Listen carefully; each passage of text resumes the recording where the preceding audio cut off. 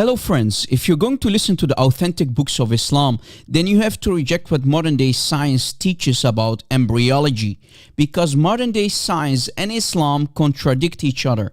In many of our videos and live shows, we have demonstrated how wrong the Quran is about embryology, claiming, for example, that both men and women in Islam have semen.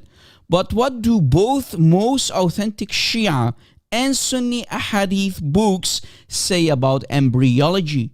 In this video, you'll see with your own eyes how wrong these authentic Islamic books are. Let us first read what the most authentic book of the Shia says.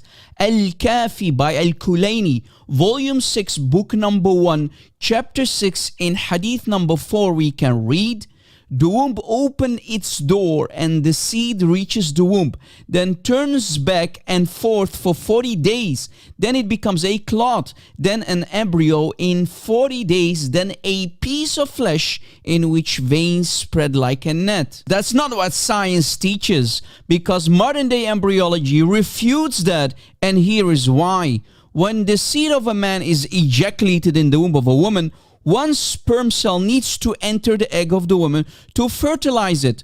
But this authentic hadith explains that there is no female egg to be fertilized at all. Notice, there is no female egg involved in Islam. Furthermore, the hadith says that semen travels back and forth for 40 days inside the womb.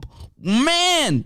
That's total nonsense, because modern day science teaches that sperm can only survive in the uterus of a woman for a maximum of 5 days, because a female body will eventually get rid of the foreign sperm cells. What a blunder. Then this hadith says that this drop of semen, which is called nutfa in the Arabic language, becomes an alaqa, i.e. a blood clot, which is frozen dead blood.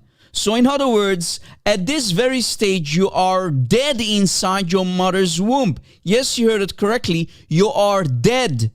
I am sure modern day science will agree with that. Then you turn in something called a mudgha, which is here falsely translated to the word embryo, because mudgha simply means unformed flesh. But if we have to agree with the translator here that mudgha actually does mean an embryo, then the translator here created another problem for our Shia Muslim friends, because it says you are an embryo for 40 days, which is another mistake, because modern day embryology explains that at the end of the 10th week, you are not an embryo anymore, and not 40 days as this authentic Shia hadith says.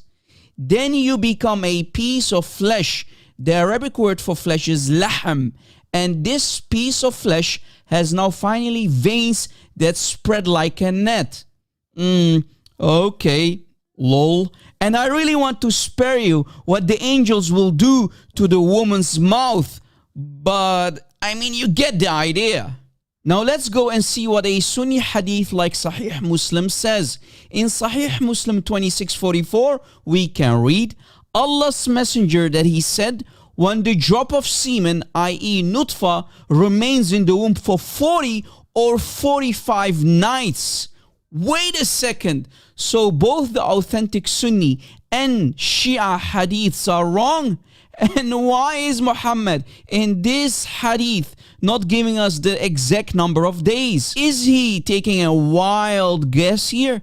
What do you mean with 40 or 45 nights? Wow! Make up your mind, Muhammad. What a disaster for our Sunni friends.